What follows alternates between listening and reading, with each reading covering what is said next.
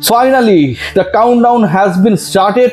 Argentina versus Cape Verde, Vozinha versus Lionel Messi. Super defensive Cape Verde, they will wait for a chance. যেখানটায় counter অ্যাটাকে আর্জেন্টিনার জালে গোল দিতে চাইবে তারা, and then মহা সুপার ডিফেন্সিভ হয়ে Lionel Messi and the attacking part of আর্জেন্টিনাকে কিভাবে ব্লক করা যায় সেই পদ্ধতি অ্যাপ্লাই করবে। পক্ষান্তরে আর্জেন্টিনার টার্গেটই থাকবে প্রথমার্ধের মধ্যে উইথিন 45 মিনিটস পারলে হাইড্রেশন ব্রেকের আগেই এই ম্যাচটার কন্ট্রোলটা নিজেদের হাতে নেওয়া যায় কিনা, অন্তত দুটা গোল করে সকল ধরনের স্পেকুলেশনস, সকল ধরনের ওঝার তত্ত্বকে ভুল প্রমাণ করা যায় কিনা। That will be the premium target of scholars team. Let's see what happen. But এই ম্যাচের আগে আশাবাদী হবার এবং একই সাথে নিরাশ হবার মতো বেশ কিছু ইনগ্রিডিয়েন্টস রয়েছে, যে ব্যাপারগুলো আপনাদের সাথে আমি ডিসকাস করতে চাই। পয়েন্ট নাম্বার 1, একটু আশার কথা শুনিয়ে আলোচনা করতে চাই। আপনার সুপার কম্পিউটার 25,000 কন্টিনিউয়াস সিমুলেশনের মাধ্যমে জানাচ্ছে যে এই ম্যাচে আর্জেন্টিনার জয়ের সম্ভাবনা 81%, পক্ষান্তরে কেপ ভার্দে জয়ের possibility only 6%। Let's see what happen. যদি কোনো কারণে পুরো ম্যাচ এক্সট্রা টাইমে চলে যায়, then the possibility to win the match for Argentina is around 89%। এটা হচ্ছে সুসংবাদ, ম্যাচ মাঠে করানোর আগ পর্যন্ত আর্জেন্টিনার পক্ষের সুসংবাদ। কিন্তু যদি খেয়াল করেন যে নিউজগুলো এখন পর্যন্ত এসেছে, মায়ামি থেকে যে নিউজগুলো এসেছে, মেসির ইন্টার মায়ামি, যেই দলটা আলটিমেটলি মায়ামি বেস্ট লিওনেল মেসির জন্য, সেখানকার ওয়েদার কন্ডিশন কোনো কিছুই অজানা না। রদ্রিগো কি পলের জন্য এটা কোনো অজানা না, যিনি ইন্টার মায়ামিতে লিওনেল মেসির পার্টনার হিসেবে খেলেন। এই মুহূর্তে আর্জেন্টাইন, আমার কাছে মনে হয় মিডফিল্ডের একটা বড় রোল তিনি প্লে করছেন to be the supply chain of Argentina.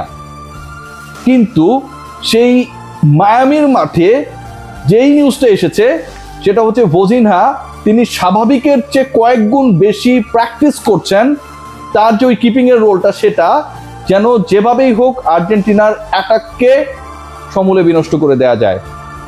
টেনশনের জায়গাটা ওখানটাই।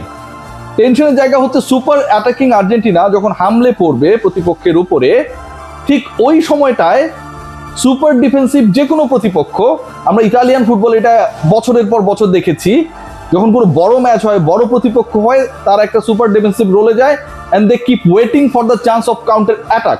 সো ওই রকম একটা যদি সিচুয়েশন ক্রিয়েট হয়, তাহলে আর্জেন্টিনা কিভাবে রেসপন্স করবে, ইনফ্যাক্ট আর্জেন্টিনার ডিফেন্সিভ লাইন আপ কিভাবে রেসপন্স করবে, আমি জাস্ট দুটো এক্সাম্পল দিব। খেয়াল করে দেখবেন আলজেরিয়ার বিপক্ষে আর্জেন্টিনা যে ম্যাচটা খেলেছিল, প্রথম ম্যাচ, সেই ম্যাচে প্রথম গোলটা আর্জেন্টিনা যখন রিসিভ করে, that was cancelled for being offside of that player.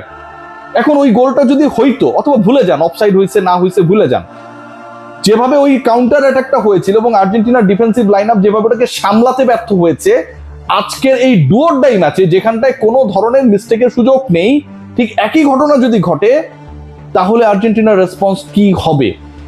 আপনি খেয়াল করে দেখবেন জর্ডানের বিপক্ষে আর্জেন্টিনা একটা গোল রিসিভ করেছিল এবং যে কারণে আর্জেন্টিনা ক্লিন শিট রেখে গ্রুপ পর্বের খেলাগুলো শেষ করতে পারে নাই। That was a clear goal. So এই যে জর্ডানের বিপক্ষে গোল বা আলজেরিয়ার বিপক্ষে গোল, কাউন্টার অ্যাটাকে আর্জেন্টিনার ডিফেন্সের প্রপারলি রেসপন্স করতে না পারার ব্যর্থতাকে অনেক বেশি টেন্স করছে আমাদের। এখন পর্যন্ত সেই নিউজটা নেই যে ক্রিস্টিয়ান রোমেরো ইজ ই fit for playing full 90 minutes ও 120 মিনিটস অর নট। তার রিপ্লেসমেন্ট হিসেবে সেন্টার ব্যাকে যদি নিকোলাস ওটামেন্ডি খেলেন, আগের ম্যাচে যার গাফলতির কারণেই বলতে পারেন, man to man proper marking এর অভাবের কারণেই বলতে পারেন, আলটিমেটলি আর্জেন্টিনা একটা গোল রিসিভ করেছিল।